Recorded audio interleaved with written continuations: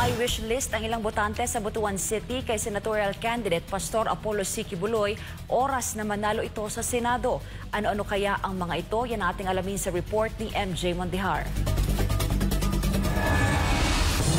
Ang botanteng si Arvin, mga panukalang batas kontra korupsyon ang hiling niyang isulong ni Duterte senatorial candidate Pastor Apollo C. Quiboloy. Kung gusto yun ang kaning anti-corruption law, tungod ana manggod, gubot na to ang kwan ba, nasod na to. So nindot na mawaktang na siya. Ang kapwa niya Butuano na si Ann, pagpapalakas naman sa education sector ang request kay Pastor Apollo, na pasok sa top 10 sa local survey ng isang malaking universidad sa Butuan City. Tutukan unta na kay-importante kayo gyud na sa ato ang nasod nga ang mga kabataan labi na ang mga bagong kuan gyud karon bagong ang graduate mga bagong nga generation nga kuan gyud sila ba kanang smart. Kung si Charles naman ang tatanungin, proteksyon at programa para sa LGBTQ community ang hiling niyang panukala kay Pastor Quiboloy.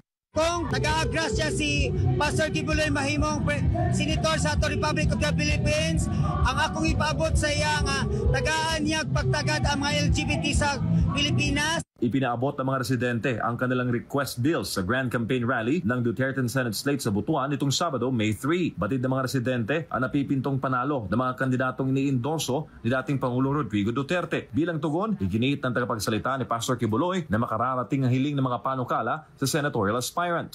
Ang gusto ni Pastor Apollo C. Quiboloy, ayusin natin ang ating bansang Pilipinas. Sa isang recorded message, nauna nang sinabi ni Pastor Quiboloy na mahigit sa 70 panukalang batas ang ihahain niya sa Senado, oras na manalo. Tampok dito ang mga panukala para sa zero corruption, kalusugan, pangkabuhayan, religious freedoms at iba pa.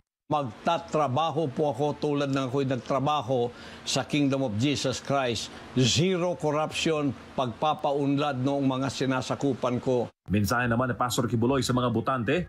At para sa bansang Pilipinas, naniniwala akong ang gabay ng dakilang Ama ay pagkakaloob niya sa bansang ito. Lalo na gagabayan kayo na itong 11 o itong 10 na PDP laban senatorial slate. Diretso na po tayo.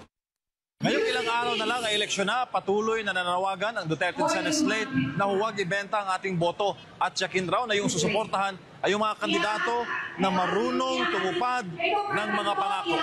Para sa Diyos, Pilipinas kung mahal. MJ Mondihar, SM9 News.